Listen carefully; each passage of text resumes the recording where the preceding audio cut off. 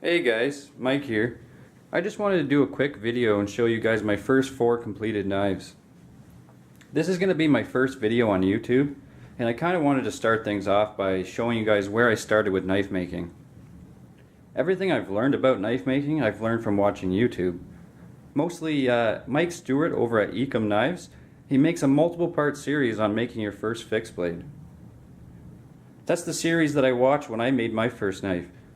Actually, all these knives are made from watching his videos. But the first knife I made is the bottom one here. It's 1084 steel with a 400 grit belt satin finish. All these knives were ground by hand on a 4x36 belt sander, so all I had were aluminum oxide belts. It's got a 400 grit hand rubbed finish on the flats, and it's got brown and black G10. G10 is one of those materials that are really easy to work with. It grinds really fast, it takes a nice polish, and it's really durable in the hand. That's my first knife. My second knife is the same design as my first knife, except for I use black G10. And as you can see, I did an Anzo pattern. I did that by hand with a Dremel and a sanding drum. It's also the first time I did removable handle scales, using the screws instead of pins. I also used green G10 liners. It gives it a nice little pop of color. This one also is a 400 grit belt satin finish. The grind's a little higher than the first one.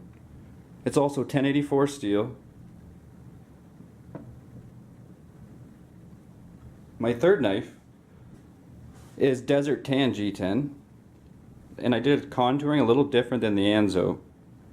I used black screws to match the thick black G10 liners. And this was the first time I did a swedge. My fourth knife is the same as my third knife, except I used carbon fiber and blue G10 liners.